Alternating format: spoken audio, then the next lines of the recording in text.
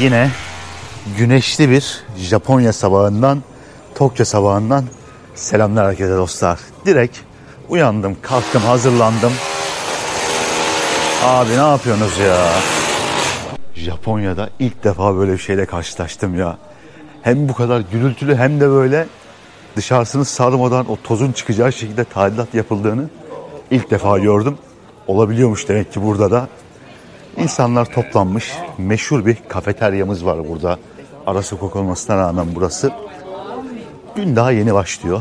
Yine çok güzel güneşli bir hava var. Dün mükemmel bir hava vardı. Güzel bir video çektim. Muhtemelen çoktan izlemiş olursunuz o videoyu. Ve bugün de yine güneşli havayı değerlendireceğim. Ekim ayının sonu geldiği için artık Tokyo'da hava genelde biraz daha kapalı ve ara ara yağmur yağabiliyor. Ben ilk geldiğimde böyleydi en azından. Ama şu anda bu 2 gündür hava durumu bayağı bir düzeldi. Çok güzel bir hava var. Bol güneşli, sıcak. Tek bulut yok neredeyse gökyüzünde. O yüzden bu havaları değerlendirelim istiyorum. Ben şu anda Tokyo'nun Shinjuku isimli bölgesindeyim dostlar. Ve geldiğimden beri bu bölgede konaklıyorum. Şimdi bugün buradan gitmek istediğim birkaç farklı yer var. Bunlardan bir tanesi Harajuku isimli bir bölge. Aslında geçen videoda gezmiş olduğumuz yerlere çok yakın ama oraları gezmemiştik. Gidelim bir Harajuku bölgesinde gezelim istiyorum. Ve o çevreye de götürmek istediğim noktalar var sizi. Hatta bir tapınağı gezeceğiz. Böyle farklı bir gezi programım var diyebilirim bugün için. Ana caddemize çıktık bu arada. Geçen bölümde de tam videoyu bu sokaklardan başlatmıştım. Bugün de erkenden, sabahın erken saatlerinde videomuzu buradan başlatayım. Metroya doğru gidelim. Ondan sonra da artık Tokyo sokaklarını keşfetmeye başlayalım istiyorum. Ama başlamadan önce şuradan bir kahve alalım. Şu kahve çok güzel. Geçen ben bunun büyüğünden içmiştim. Şurada var galiba. Bu otomatlarda her şey satılıyor. Bakın enerji içeceği de var. İşte ne bileyim meyve suları da var. Şimdi bakıyorum ben güzel hangisi var diye şu bildiğimi deneyeceğim. Şu elimde görmüş olduğunuz para 500 yen. Yani 3,5 dolara tekabül ediyor. 500 yenimizi atıyoruz. Buradan hemen içeceğimizi seçtik. Bakın saniyesinde geldi. Para üstümüz de burada. Şöyle bir sürü bozuk para. Gerçek bir Japon gibi otomattan kahvemizi aldığımıza göre Nihone Yokoso, Tokyo'ya Yokoso diyerek, yani Japonya'ya hoş geldiniz, Tokyo'ya hoş geldiniz diyerek videomuzu başlatıyorum artık.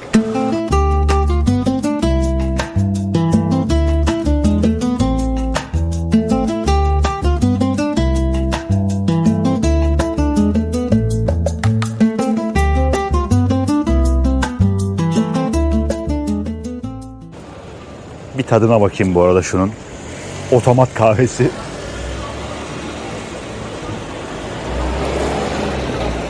Abi güzel. Yani beklediğimden çok daha iyi ya. Şu otomatlarda satılan kahveler çok iyi Japonya'da. Bu yine belki bir tık daha kötü kalitede olan, öyle söyleyeyim. Dün bir tane denedim. Metal bir kapta böyle. Çok güzeldi yani. Şaşırtıyor ya şunların kalitesi Japonya'da. Evet, sabah kahvemizi içtiğimize göre ben bir yerde bir şeyler atıştırayım. Sonrasında metroya doğru gidelim.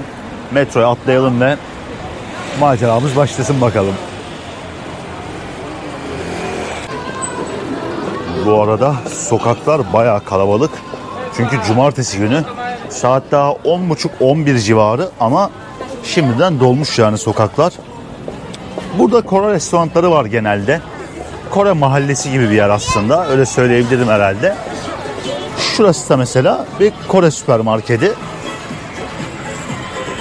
Kore yemeklerinin ben bu kadar meşhur olduğunu bilmiyordum yani. Ama komşu ülkeler oldukları için normal olsa gerek kültürlerinin birbirine geçmesi. Şimdi Tokyo sokaklarına dair ilginç bir şey göstereceğim size. Bakın şurada insanlar eşyalarını dolaplara bırakıyorlar. Fazla rahatsız etmeden göstereyim. Bu dolapların üzerinde fiyatı yazıyor. Bir gün boyunca işte kaç paraysa, saatlik kaç paraysa yazıyor. Ve siz parasını atıyorsunuz. Sonrasında kilitleyip anahtarınızı alıp gidebiliyorsunuz. Büyük çantanızı da bırakabiliyorsunuz. Ne bileyim ufak eşyalarınızı da bırakabiliyorsunuz. Ya bunu bile düşünmüşler ve Tokyo'nun ara sokaklarında dahi bu lockerlardan, kilitli dolaplardan var. Ben gerçekten çok şaşırdım ilk geldiğimde çünkü her yerde var. Yani daha önce görmediğim bir şey değildi ama bu kadar sık hiçbir ülkede görmemiştim. Japonya'da hayatınızı kolaylaştıracak ne varsa düşünüyorlar, buluyorlar ve hayatın içine sokuyorlar ya onu. Yani çok ilginç. Bakın yine burada da bir tane locker var. Şu ara sokaklar çok güzel duruyor ya. Bu arada karşımda bir yoğurtçu var. Greek yoğurt diye yazmışlar. Petek ballı yoğurt satıyorlar. Yani bildiğiniz bizdeki petek balla bizdeki yoğurdun aynısı. Ama Yunan yoğurdu diye satılıyor burada. Bizim de artık tanıtmamız lazım ya. Marketlerde de satılan yoğurtlar var. Hep Yunan yoğurdu. Tayland'da da böyle, Kore'de de böyle, Japonya'da da böyle. Biraz daha bizim Türk firmalarının da bence bu pazara girmesi gerekiyor. Bakın insanlar seviyor yani. Japonya'da bile petek ballı, ne bileyim meyveli falan yoğurt satan kafeler var böyle artık. Yani bizim firmaların da bence bir atılım yapması lazım burada. Türk ürünlerimizi de tanıtmamız lazım bu şekilde. Amcaya bakar mısınız dostlar? Belki 70 yaşında, belki daha da fazla bir yaşta. Ve burada görevi ışık yandığında insanları durdurmak. Az önce yeşil ışık tam bitmek üzereydi. Yanıp sönmeye başladı. Ben de geçsem mi diye bakıyordum. Hemen eliyle işaret yaptı. Dur geçme diye. Gülümseyerek böyle ama aşırı güler yüzlü bir şekilde yaptı. Çok sempatikti. Ben de gülmeye başladım. Karşılıklı böyle bir güldük birbirimize adamla. Japonya'da yaşlılar hayatın çok içerisinde. Ülke çok pahalı olduğu için insanlar 70'li yaşlarına kadar çalışmaya devam edebiliyor. Ve çok farklı işler var. Yani bakın yaya geçidinde adamın tek görevi ışık yanarken insanları durdurmak. Hani ışık koymuşlar, bir de yaya geçidinin iki tarafına da bu şekilde görevliler koymuşlar. Bakın yine burada da birisi böyle bekliyor. İlginç yani. Metroda iticiler var. İşte başka bir yere gidiyorsunuz, başka ilginç bir iş kolu görüyorsunuz. O kuralcılık hayata çok net bir şekilde yansımış ya burada. Şimdi bir karşıya attım kendimi. Burada sokak yemekleri satıyorlar bakın bu şekilde. Sigara böreği gibi bir şey var. Böyle 100 yenden başlıyor fiyatlar, yukarıya doğru gidiyor. Food court gibi bir şey yapmışlar. Şimdi ben bu çevrede bir yerde bir kahvaltı yapacağım dostlar. Ama yemek faslını göstermeyeceğim. Kahvaltımı yapayım. Sonrasında da hızlı bir şekilde yola koyulalım istiyorum. Bu arada oyun salonları her yerde yine. Japonya'ya geliyorsanız şu manzarayı göreceksiniz yani her yerde. Çocuklar bile ayrı bir kibar ya. Japonya'da şu 3 çocuk yanıma geldi az önce. Benimle konuşmaya çalışıyorlar ama İngilizce bilmiyorlar. Nerelisin diye sordular. Az çok olan Japoncamla onu anlayabildim. Hemen Türk'üm dedim. Nasıl hoşlarına gitti, böyle bir şaşırdılar, heyecanlandılar ben cevap verince. İnsanlar çok kibar arkadaşlar Japonya'da. Biraz bence mesafe var toplumda. Yani çok aşırı sıcakkanlı bir toplum değiller ama çok kibarlar bence. Bunu seviyorum. Bu arada bakın bir şey göstereceğim. Burada ikinci el kıyafet olayı çok popüler. 500 yene mesela bu şekilde kıyafetler satılıyor. Şöyle göstereyim. Bazıları Güney Kore'den geliyor, bazıları farklı ülkeden geliyor. 800 yene pantolonlar var. İçeride bakıyorum. Yine 800 yene, 1000 yene falan kıyafetler satılıyor. Bunu Japonya'da birçok yerde görebiliyorsunuz. Hatta gideceğimiz bölgede de bayağı iş olarak bunu yapan devasa mağazalar var. Şubeleşmiş yerler var. Ve iş olarak ikinci el kıyafet satıyorlar. Kıyafet çok pahalı olduğu için burada da böyle bir sektör gelişmiş. Hatta hemen şurada yine bir mağaza daha var ve burası da ikinci el kıyafet mağazası. İlk geldiğinde baktığım için bunların yerlerini biliyorum artık. Bu arada şunu da göstereyim. Halloween yaklaştığı için böyle şeyler de artık her yerde görülebiliyor. Şaka ürünleri, kostümler vesaire bakın her yerde satılıyor şu anda. Neyse Bu bölgeyi iyi bir gezdik dostlar. Ben bu kadar göstereceğimi düşünmemiştim. Bu arada Vietnam sandviçi satıyorlar burada da. Şimdi yazıları görünce dikkatimi çekti. Her şeyi bulabileceğiniz bir bölge böyle burası. Hani ben 2 dakika gösterip geçelim diye düşünmüştüm. Ama gösterdikçe böyle daha çok gösterecek şey buldum buralarda. Ben şimdi şöyle bir sokaktan içeri gireyim. Daha sakin bir yere doğru biraz yürüyeyim ve burada bir yerde atıştırmalık bir şeyler yiyeyim. Ondan sonrasında metromuza atlayalım. Japonya'nın en işlek semtlerinden bir tanesini, ilginç yerlerinden bir tanesini keşfedelim birlikte bakalım. Japonya'da yemek yedikten sonra chopsticklerinizi bu şekilde tabağa bırakmanız gerekiyormuş. Aksi halde büyük kabalık oluyormuş restoranlarda. Yemeği çekmedim ama bundan bahsedeyim dedim en azından. Japon usulü kahvaltımı yaptım dostlar.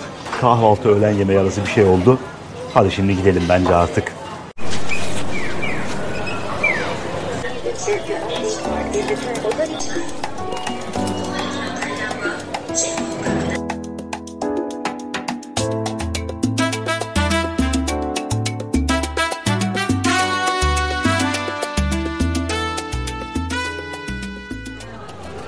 Ve an itibariyle metrodan çıkışımı yapıyorum dostlar. Şu etrafa bakar mısınız? Abi çok güzel ya. Japonya'da her metro istasyonu ayrı bir güzel. Tokyo'da her istasyon ayrı bir güzel. Şimdi karşıya geçeceğim ve şu sokağa giriş yapacağız. Takashita Street'e geldik. Takashi'ye geldik bugün. Takashi Street. Burası alışveriş çılgınlığının olduğu bir yer. Umarım kalabalık belli oluyordur. Kameraya yansıyordur. Yani aşırı bir kalabalık var şu anda. Sokak tıktım çünkü bugün günlerden cumartesi. Şu sokağın girişindeki ikonik ejderhayı geçtikten sonra buraya artık giriş yapabiliriz. Burada dostlar her şey satılıyor. Aradığınız her şeyi bulabileceğiniz bir yer. Anime ürünleri satılıyor. Hediyelik eşyalar satılıyor Japonya'dan. Yani çok acayip bir nokta. Hava yağmurluyken ben daha önce gelmiştim buraya. Bakın hemen girişinde 500 yene burada satılan güneş gözlükleri var. Şöyle bir şuraya gireceğim. Bilmiyorum ne çıkar karşımıza artık. Otomatlarımız klasik burada. Şimdi bunların fotoğrafını, videosunu çekmek yasak oluyor genelde. O yüzden hızlıca geçiyorum. Çünkü her an ne çekiyorsun diyebilirler yani. Anime ceketleri falan var burada. Ama fotoğraf, video yasak diye yazmışlar. O yüzden hiç şey yapmayalım. Kurallara saygımızı gösterelim bence. Çok tatlı böyle hediyelik eşyalar var ya. Bakın. Samuray kılıcı. Makası samuray kılıcı gibi yapmışlar falan. Pokemon kartları var hemen şurada. Şöyle göstereyim. Pokemon inanılmaz popüler ya ülkede. Her yerde görüyorsunuz bunları. Bakın galiba bu da Yu-Gi-Oh tarzı bir şey. Hatta şöyle Pokemon kartları satın alabileceğiniz bir tane otomat bile koymuşlar buraya. Çok iyi. Bu bölgede anime ürünleri çok fazla satılıyor. İkinci el kıyafetler satılıyor. Ne bileyim böyle farklı dizaynlarda tişörtler vesaire satılıyor. Gerçekten beni etkileyen bir yer olmuştu burası. Şu kalabalık caddeye tekrardan bir attım kendimi. Burası böyle uzun bir sokak dostlar ve buranın arka tarafı da ülkenin belki de en lüks caddelerinden bir tanesi. Gerçekten çok büyük markalar, dünyaca ünlü markaları her yerde görüyorsunuz. Bakın Fuji Dağı'nın olduğu böyle tişörtler satılıyor galiba. Fuji Dağı ülkenin sembolü. Bunu Japonya'ya gelirseniz her yerde göreceksiniz kesinlikle. Bir de bir Japon burada döner satıyor abi. Ne alaka diyeceğim yani. Çözemedim gerçekten. Bakın bayağı bir Japon dönerci açmış içeride. Acaba dedim Türk mü var? Bir an böyle bir durdum. Sonra baktım Japon kız satıyor. Çok iyi. Sağda solda her yerde bu tarz hediyelik eşya dükkanları var şu anda. Çok güzel kıyafetler var. Fiyatlar bir tık yüksek ama uygun fiyata da güzel şeyler bulabiliyorsunuz. Bu arada direkt samuray kılıcı var abi. Kınından çıkıyor mu acaba? Şöyle bir tişört bakın. 3289 yenmiş. Alta karşılığında yazarım. Tabii bunun fiyatı bir tık daha yüksektir. Çünkü özel dizayn bir şeye benziyor. İnanılmaz bir kalabalık var ya şu anda. Ve çok fazla yabancının da olduğu bir yer. Tokyo aşırı turistik bir şehir. Yani ben bu kadar çok turistin olmasını beklemiyordum en azından bu mevsimde. Ama çok fazla turist var ve burası da bayağı popüler bir noktaymış. Şöyle bir mağaza gördüm. Bakın hemen burada Michael Jackson kıyafeti satılıyor abi. Resmen tam takım. Şurada sanki Japon imparatoru gibi bir şey satıyorlar, böyle samuray kıyafeti gibi. Bakar mısınız ya satılan kıyafetlere?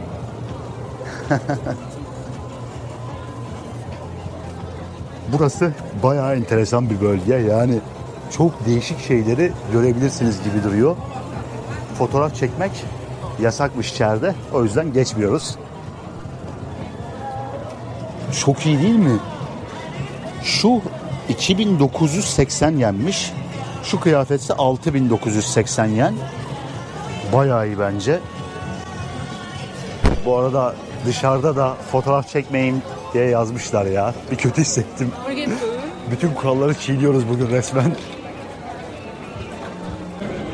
Yine bakın burada bir dönerci gördüm ve satan Japon abi. Ama Harajuku kebap Alaaddin diyor. Bilmiyorum artık sahibi Arap mı Türk mü ama satan Japon. Şöyle göstereyim. Tavuk 750, etse 950'ymiş. Fiyat fena değil yani bence. Gayet iyi. Küçük domuzların beslendiği bir kafe varmış burada. Hello, arigato.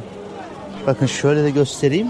Bir 3 yaş arası 1100 yen, 55 yaş üzeri 1100 yen. Herhalde normal yaş gruplarına 3300 yen gibi bir şey. Şöyle içeriği de göstereceğim bakın. Siyah ve pembe domuzlar her yerde geziyor. İçeride çocuklar bu domuzlarla oynuyor. Çok enteresan. Bu hayvan kafelerinden bir tanesi yani. Çok enteresan ya. Bildiğiniz ufak domuzlarla oynayabileceğiniz bir kafe yapmışlar. Burada bir tane daha var bakın. Göstereyim şöyle. Dizayn da pembe böyle. Tamamen pembe yapmışlar içeriği. İnsanlar domuzu seviyorlar. Hatta Uzak Doğu'da bazı ülkelerde şans getirdiğini falan düşünüyorlar pembe domuzların. Figürlerini falan da görebiliyorsunuz. Buradaysa Capybara kafe var dostlar. Capybara diye bir kemirgen var. Öyle bir hayvan var. En büyük kemirgen benim bildiğim kadarıyla. Büyük hamster gibi böyle. Bu hayvanla oynayabiliyorsunuz içeride. Vakit geçirebiliyorsunuz isterseniz. Ama 30 dakikası 4000 yenmiş. Bayağı pahalı yani. Köpek boyutundalar var ya. Hani köpek boyutunda bir hamster düşünün. Çok büyük abi. Burada da bir şey var yine. Şöyle bir hayvan kafe varmış. Bu 1000 yenmiş dostlar. Buna belki girebiliriz. Şöyle bir hayvan. Bunun adına gerçekten bilmiyorum. Yani internetten bir aratıp bakmam lazım. Belki buna girebiliriz. 1000 yen çünkü gayet uygun bir fiyat bence. Eğer ki 1000 yense tabii bakmam lazım daha sonra. Japonya'da bu hayvan kafeleri çok meşhur. İnanılmaz meşhur ve köpeklerden, kedilerden tutun domuzlara kadar, kapibaralara kadar bir sürü hayvanı görebiliyorsunuz bu yerlerde. Onlarla vakit geçirebiliyorsunuz. Çok ilginç bir kültür gerçekten ve Tokyo'ya geldiğimden beri birçok yerde bunun reklamlarını gördüm. Hatta bir köpek kafeye de girdim bir kere. Sadece içeri gelip bir baktım ve sonra çıktım, durmadım orada. Böyle bir kültür yerleşmiş burada tamamen. Çok güzel kıyafetler satan bir mağaza gördüm. Bakın el işlemesi Tom ve Jerry. Buraya da logosunu bırakmışlar. Şurada çok güzel hırkalar ve tişörtler var. Şunlara bayıldım ben direkt. Bu inanılmaz bir şey yani, o kadar güzel duruyor ki alsam mı diye çok düşündüm. Böyle forma gibi yakalı ama aynı zamanda çok ince bir şey. Ama 4950 yen yani 32 dolar gibi bir şeye tekabül ediyor. Bu da yine 4000 yen olması lazım. Yani herhalde 27-28 dolar falan yapar diye düşünüyorum. Burada yine çok güzel tişörtler var. Ortalama 4000 yene falan çok güzel şeyler alabiliyorsunuz. Yani kışlık kıyafet için kesinlikle Tokyo'da alışveriş yapabilirsiniz. Hatta tişörtleri vesaire de çok başarılı.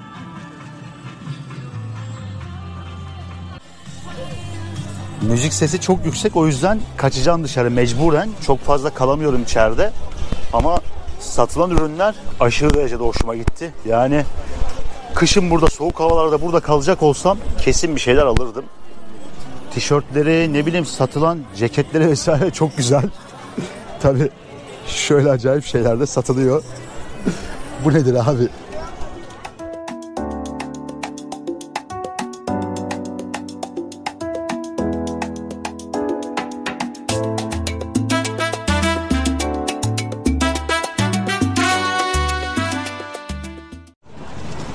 Bu alışveriş çılgınlığının zirve yaptığı sokağa veda edelim yavaştan bence. Çünkü her yer aşırı kalabalık. Bu kapibara kafesine ya da diğer hayvanların olduğu kafelerden birisine girmeyi düşündüm ama o kadar çok sıra vardı ki dostlar, belki 1,5 saat bile beklememiz gerekebilir. Bakın, bir inşaat var burada. Komple dışını bu şekilde muşambalarla kaplamışlar. Bu görüntüyü her yerde görüyorsunuz. Sebebi dışarı toz çıkmasın. Geçen bölümde de bahsetmiştim bundan. Bunu sık sık göreceksiniz Japonya'da. Toz çıkmaması için, çevreye toz yayılmaması için böyle bir önlem almışlar. Zaten yerlere baksanıza. Yani asfalt her zaman yepyeni duruyor. Hayatınızda başka hiçbir yerde herhalde bu kadar temiz yollar, asfalt vesaire görmezsiniz. Yıkıyorlar mı artık her gün, ne yapıyorlar bilmiyorum ama aşırı temiz abi. Şurada içeride galiba meşhur bir markanın yeri var ya da restoran var. Ve sıraya bakar mısınız? İnsanlar bekliyor. Yani Japonya'da ben şunu gördüm. İnsanlar yemek yemek için 1,5 saat bile beklemeye okeyler yani. Hiçbir şekilde itirazları yok bu konuda. Çok rahatlar. Aynısını ben daha önce Hong Kong'ta da görmüştüm. Orada da şaşırmıştım. Yani burada da çok şaşırıyorum. Meşhur yerlere gittiğinde insanlar beklemeyi göze alıyorlar Tokyo'da. Kalabalığa bakar mısınız bu arada? İnsan yığını var resmen her yerde şu anda. Japonya'nın en lüks caddelerinden bir tanesine geldik dostlar. An itibariyle vardık. Ki zaten çevremden de karşımdaki binadan da anlaşılıyordur diye düşünüyorum. Dünyaca ünlü markalar bu cadde boyunca sıralanıyor. Çok acayip lüks noktalar var ve bayağı böyle aşağılara doğru bu cadde devam ediyor. LED ekranlar vesaire yine her yerde karşınıza çıkıyor burada da. Şurada yüzlerce insan aynı anda karşıya geçiyor. Burada yine benzer bir manzara var. Tokyo'nun 37 milyonluk bir nüfusu var dostlar ve dünyanın en büyük nüfusla sahip şehri. Nüfus bakımından yeryüzündeki en büyük şehir şu anda. Hal böyle olunca hafta sonu bu kalabalığa hazır olmanız gerekiyor sürekli olarak. Muhtemelen bugün nereye gitsek bu manzarayla karşılaşacağız yani. Bu arada 6 katlı bir alışveriş merkeziymiş burası. Ama bayağı lüks bir alışveriş merkezine benziyor. Burada Harry Potter Harajuku diye bir yer var. Galiba Harry Potter ürünleri satıyorlar içeride. Bu arada şu görüntüye bakar mısınız? Tam dediğim gibi her yerde Harry Potter ürünlerinin satıldığı bir mağazaymış burası. 13.000 yene şu Harry Potter'daki önlüklerden var. Çok acayip duruyor ya içerisi şu anda.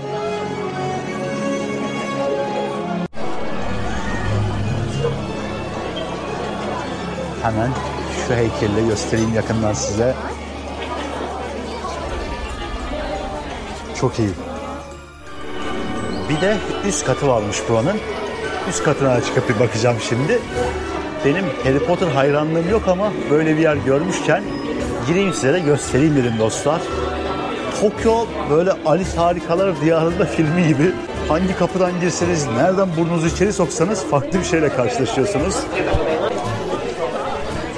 Bakın 4000 yene şöyle Harry Potter oyuncakları var. Ejderha mı diyeyim, ne diyeyim buna bilemedim.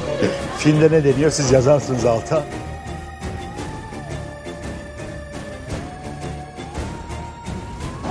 Japonya'da film ve dizi sektörü ya da anime sektörü de dahil olabilir buna, apayrı bir seviyede. Yani bu film dizi tutkusu çok farklı bir seviyede. Ben hayatımda ilk defa böyle bir mağaza gördüm. Tamamen her şeyi Harry Potter'a göre dizayn etmişler ve içeride aklınıza gelebilecek her şey satılıyordu. Bir müze gibiydi aynı zamanda. Çok enteresan. Şehrin lüks bölgesinde devasa bir Harry Potter mağazası açmışlar. Ve bu şekilde muhtemelen anime mağazaları da vardır, manga mağazaları da vardır. Fazlasıyla bu tarz şeyleri görebileceğiniz bir ülke Japonya. Ya çok ayrı boyutta bir tutkuları var. Dizilere, filmlere karşı, animelere karşı ve çok yaratıcılar gerçekten. Tekrardan bir karşıya geçelim. Her yere geçidinde ayrı bir olay var resmen. Yani karşıya geçmeye doyamadım bugün. Yine bakın enteresan, farklı bir AVM, çizgi film gibi, anime gibi bir dizayn yapmışlar dışarısında. Merdivenleriyle boyamışlar. Ben şuradan aradan atayım kendimi. Markaların çok yoğun bir şekilde bulunduğu bir yer olduğundan burası sürekli bu kalabalığın olduğunu söylüyorlar bu cadde üzerinde. Ki ben yağmurlu havada geldiğimde bile bayağı şu kalabalığa yakın bir kalabalık vardı yani. Yağmurlu güneşte çok fark etmiyor insanlara resmen. Şurada çok güzel bir kafeterya gördüm ve bir ara sokak gidiyor. Hem şu kalabalıktan kurtulalım hem de şu sokağa bir gireyim istiyorum. Bakalım nelerle karşılaşacağız. Binaların, çevrenin böyle daha farklı olduğu bir sokakmış burası. Biraz daha insanların kılık kıyafet almaya geldiği bir yere benziyor. Çok acayip tarzlarda kıyafetler satılıyor yine. Ya tam anlamıyla bir alışveriş merkezi bu bölge tamamen. Aradığınız her şeyi bulabileceğiniz bir yer. Bakar mısınız şu satılan kıyafetlere? Kim böyle giyinir, kim bu tarz giyinir bilmiyorum ama tam böyle rockçı tarzı acayip kıyafetler var ya. İkinci el ürünler özellikle bu sokakta çok yaygın ama satılan ikinci el ürünler öyle ucuz ürünler değil. Tanesi işte 30-40 dolarlık, bazıları 100-150 dolarlık ürünler. Tabii onun sıfırı belki 4-5 katı fiyattır. Çok böyle koleksiyonluk güzel ürünler satılıyor burada. Geçen geldiğimde bayağı bir göz atmıştım ben. Tabii sizi bunlarla sıkmayacağım yani sürekli kıyafet göstererek falan. Bu arada bakın şurada ne gördüm. Abi Tokyo Drift ya. Şuna bakar mısınız? Mini GT yazmışlar. Çok iyi.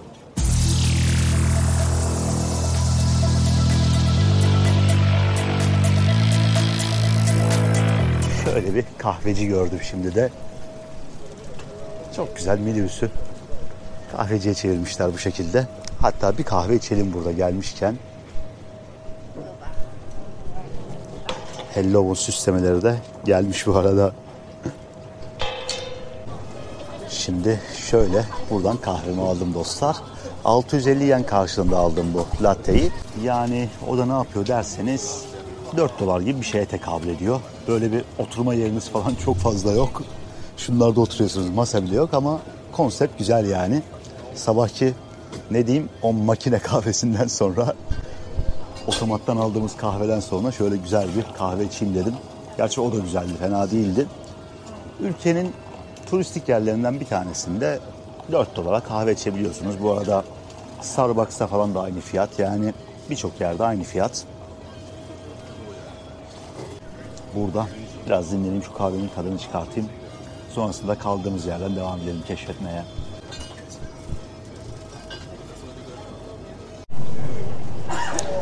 Evet, kahvemizi içtiğimize göre burada kaldığımız yerden devam edebiliriz. Yani tam anlamıyla kendimi bir moda merkezinde gibi hissediyorum şu anda. Çünkü insanların kılık kıyafetine dikkat ettiyseniz eğer, ya herkes çok iyi giyiniyor burada. Herkesin kendine özgü bir tarzı var ve sokaklar, çevre, her şey çok farklı ya. Japonya'nın ve Tokyo'nun tamamen kendine özgü bir havası var. Yani henüz diğer şehirlere gitmedim. Diğer şehirler nasıldır bilmiyorum ama Tokyo'nun her bölgesinde o şehrin özgünlüğünü sonuna kadar hissediyorsunuz. Sizi böyle içine çekiyor resmen. Japonya'da sıradan bir taksi bakın yine.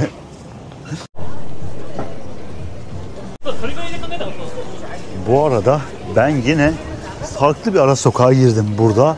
Burada daha çok restoranlar var, dövmeciler var. Birkaç tane Türk restoranı gördüm. Genelde döner satıyorlar.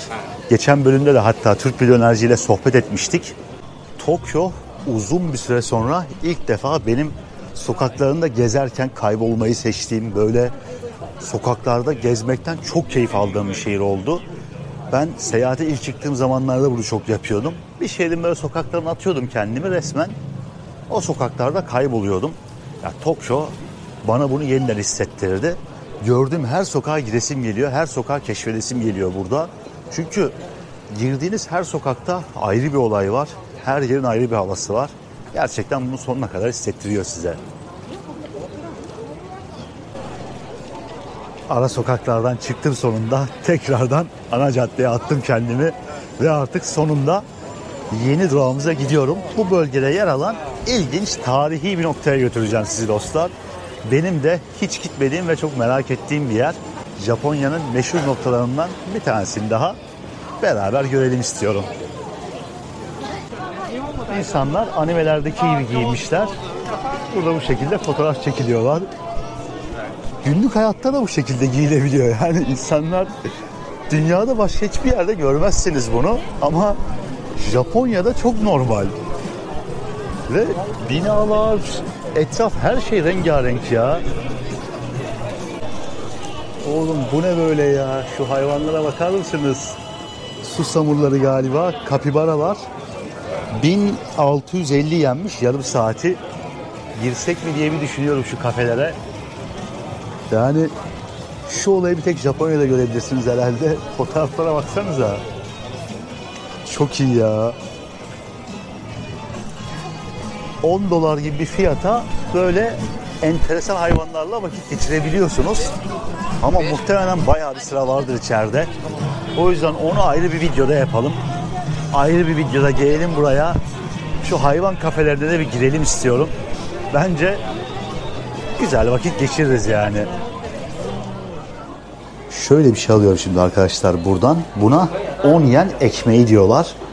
Japonya'da 10 yen diye bir bozuk para var. Onu böyle pankeke çeviriyorlar burada.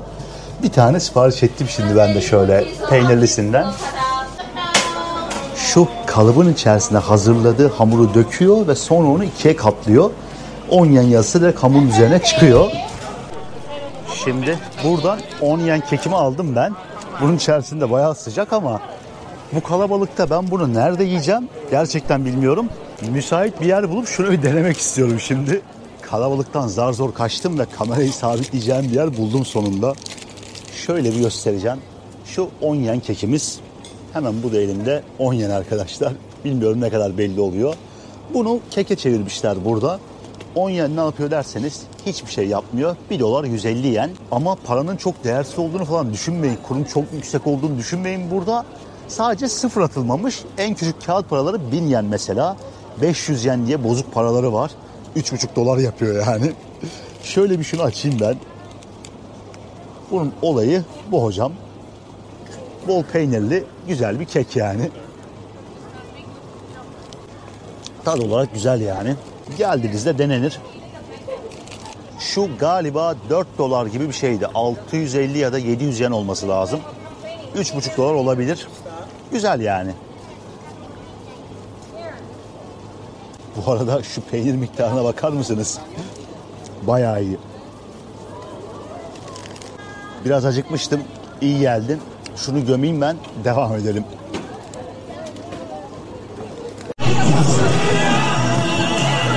Şimdi ben şöyle bir ana caddeye çıktım dostlar. Burada bir şey dikkatimi çekti. Bir, şu anime reklamları her yerde. Bilmiyorum ne yazıyor, hangi animeden. Ama bunları böyle yol boyunca her yere koymuşlar. Tren bu arada yanımdan gidiyor. İkincisi, Japonya'da otobüs durakları ters. Görmüş olduğunuz gibi otobüs durağının oturma kısmı yola bakıyor. Ve cam, işte otobüsün geliş saatleri vesaire hepsi bu tarafta yazıyor. Şurada ayrıyeten otobüslerin duracağı bir cep yapmışlar. Otobüs buraya geliyor, yanaşıyor ve orta kapısını açıyor. Bu şekilde biniyorsunuz. Ve karşıdan da burada istasyonun adını görebiliyorsunuz. Dünyanın geri kalanından farklı olan şeylerden bir tanesi bu da. Otobüs durağını güvenlik gerekçesiyle ters yapmışlar ülkeye zamanında ve bu kültür bu şekilde yerleşmiş. Bakın karşıda da yine bir otobüs durağı var ve o da ters bir şekilde. İnsanlar orada kaldırımda sıra oluyorlar ve otobüs geldiğinde de binip gidiyorlar yani.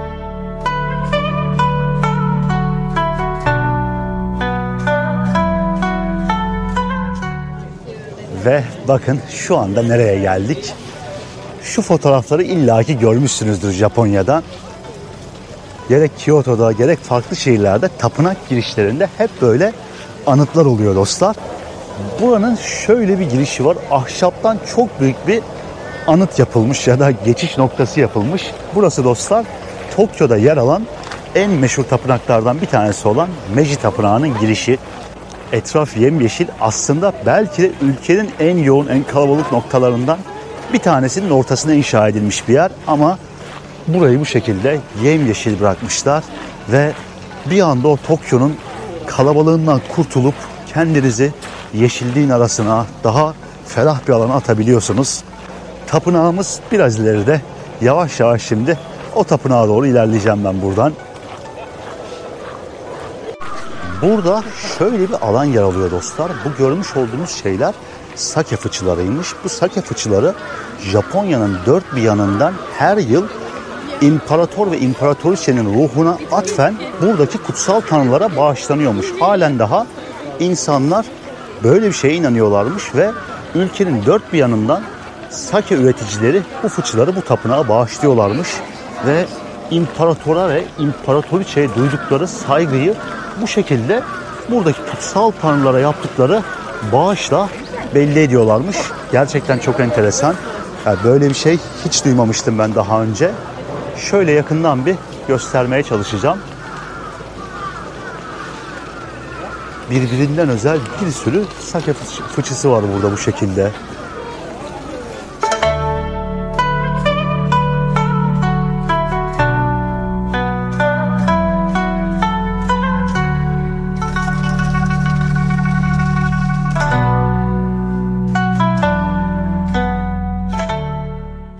Şintoizm Japonya'nın ulusal dini ve doğanın kutsallığına inanılıyor dinde. İnsanın kutsallığına inanılıyor. Kutsal ruhlara inanılıyor. Ancak bugün Budizm'le de iç içe geçmiş bir din. Öyle ki bugün Japonya'nın %67'si Budizm'e inanırken %70'i de Şintoizm'e inanıyormuş. Şimdi diyeceksiniz bu oran nasıl olabiliyor? Çünkü ülkede her iki dine de inanan çok ciddi bir grup varmış. Ben en başta araştırırken oranları görünce ya dedim %137, %140 falan yapıyor bu oranlar. Hadi imkansız. Sonra bir baktım her iki dine de inanan ciddi bir kesim varmış meğerse. Artık Budizm'le de iç içe geçmiş. Çünkü benzer felsefeler, her ne kadar birisi Hindistan'da doğmuş, birisi Japonya'da doğmuş bir din olsa da bugün halkın ciddi bir kısmı her iki dine de aynı anda inanıyor. Tayvan'da da benzeri bir şey görmüştüm. Onların yerel inancı Budizm'le iç içe geçmişti. Burada da Şintoizm Budizm'le iç içe geçmiş. Benzer felsefeler olduğu için normal olsa gerek yani. Oldukça uzun süren bir yürüyüşün ardından sonunda galiba artık bu tapınağın girişine geldik dostlar. Şu yapıları bir göstermek istiyorum. Enteresan yapılar var böyle. Budist pagodalarını da andıran etrafta. Burasının yapımı 1926 yılında tamamlanmış. İmparator Meiji'nin ölümünden sonra onun anısına yapılmış bir tapınak aslında. Şu ahşap işlemeciliğine dikkat eder misiniz şimdi geçerken?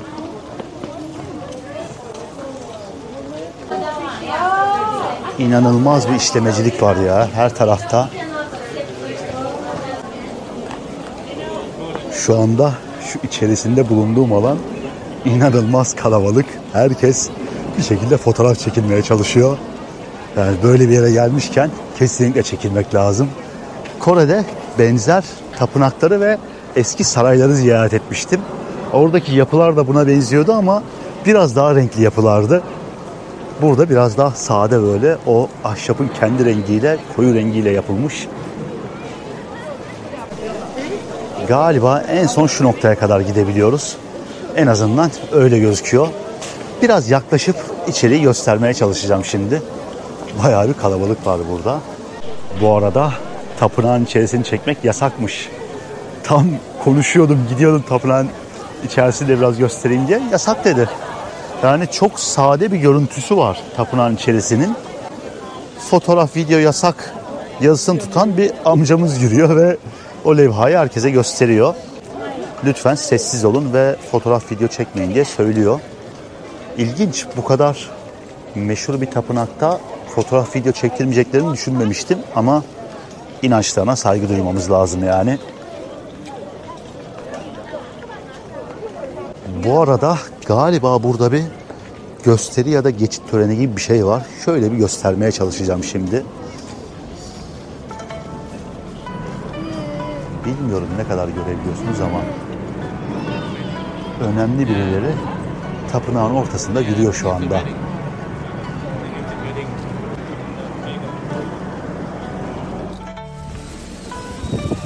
Evet, tam da dediğim gibi yine bir geçit töreni oluyor. Bilmiyorum gelenler kimler ama önemli kişiler oldukları kesin. Galiba televizyon kanalları içinde çekim yapıyorlar. Önemli bir ana tanıklık ediyor olabiliriz şu anda.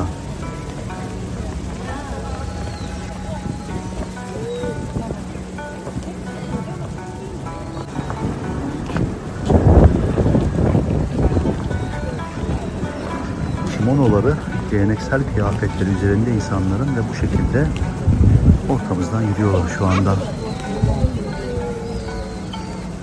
Sanki bir düğün organizasyonuna benziyor ama bilmiyorum tabii ki.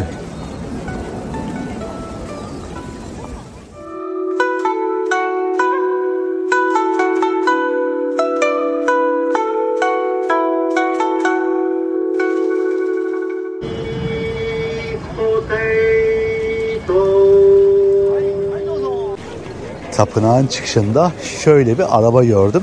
Abimiz burada sweet potato satıyormuş. 300 yen ile 600 yenmiş tanesi. Burada galiba odun kömürün üzerinde pişiriyor. Şurada sıcak taşlar var. Herhalde orada haşlanıyor gibi oluyor böyle. Güzel. Arabanın dışarısını da böyle patateslerle falan güzel bir şekilde boyamış. Bakın yine size Japonya'daki en ilginç işlerden bir tanesini göstereceğim. Bu adamın işi bu levhayı tutup hangi yönden gittiğinizi göstermek. Burada bu şekilde bekliyor kalabalık saatlerde. Takım elbisesiyle dikiliyor ve size hangi yönden gitmeniz gerektiğini söylüyor. Yön konusunda yardımcı oluyorlar. Sol taraftan ilerleyin, sağ tarafa geçmeyin diye sembolleri koymuşlar. Gerçekten çok ilginç ya. Ben hayatımda böyle bir şey başka hiçbir yerde görmedim yani. Japonya şu ilginç meslekleriyle şaşırtmaya devam ediyor. Bakar mısınız? Küçük üst geçitte 3 tane 4 tane adam bu şekilde bekliyor yani.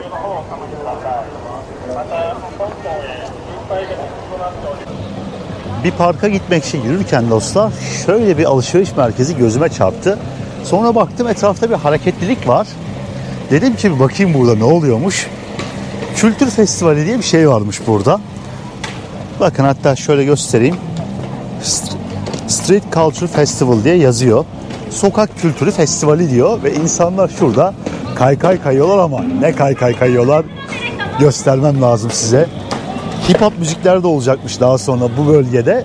Ya Tokyo'da genç olmak gerçekten ayrıcalıklı bir şey gibi duruyor. Şöyle şimdi size burayı bir göstereceğim.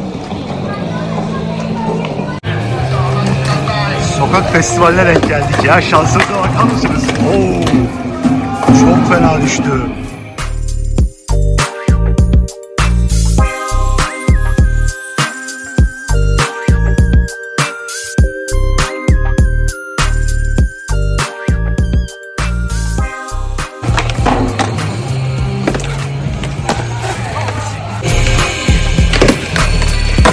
Oho. Çok iyiler abi, çok iyiler.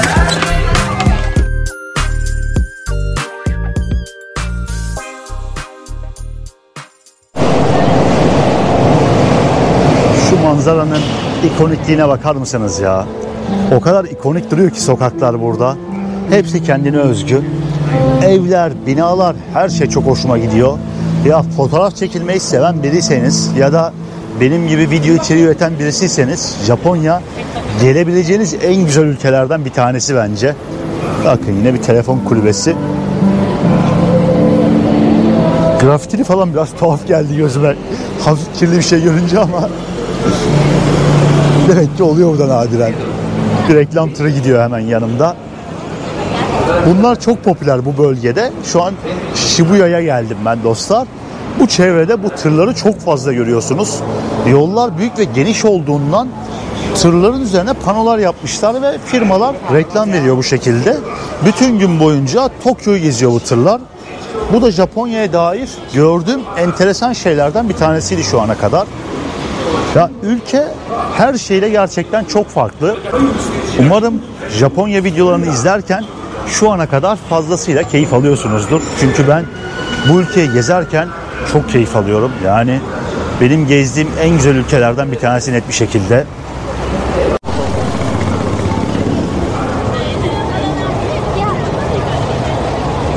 Tokyo sokaklarının özeti şu manzara olabilir bugün. Kalabalık, kalabalık ve daha kalabalık abi. Her yerden birileri karşıya geçiyor. Bir yandan binaların ışıkları açılmaya başlandı. Hava kararmak üzere çünkü. Bir yandan trafik, ne bileyim müzik sesleri falan. Bambaşka bir ortam var burada. Shibuya bölgesi gerçekten ya Tokyo'nun geri kalanından çok daha yoğun ve çok daha güzel bir bölge bence. Benim şu ana kadar en çok beğendiğim bölge olabilir Tokyo'da.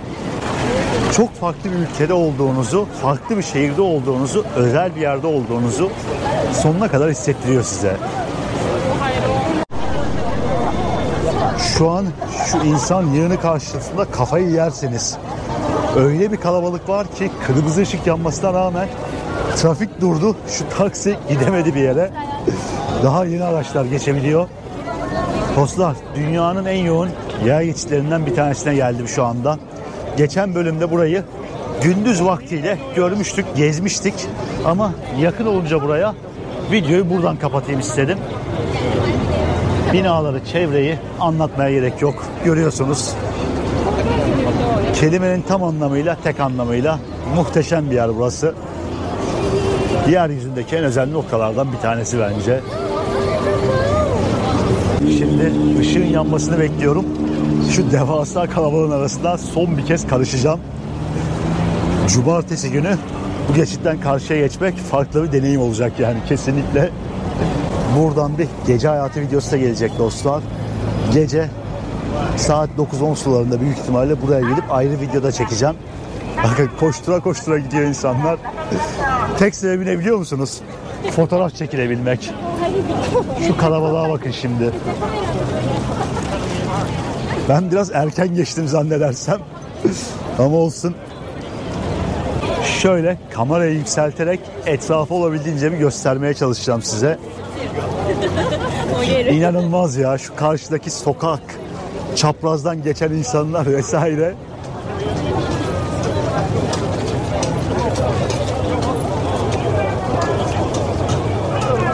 Evet, şurada bir kere daha yaşayalım istedim videoyu kapatmadan.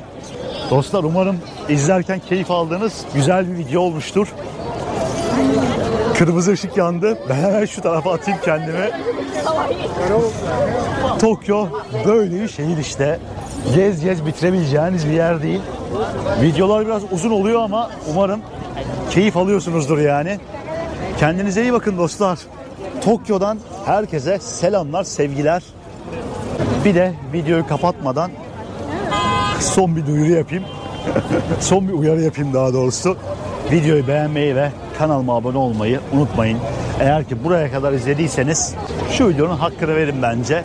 Videolarımızın daha fazla kişiye ulaşması için bildirimleri açmayı, abone olmayı ve beğen butonuna basmayı unutmayalım lütfen. Görüşürüz dostlar. Tokyo'dan, Shibuya'dan selamlar, sevgiler.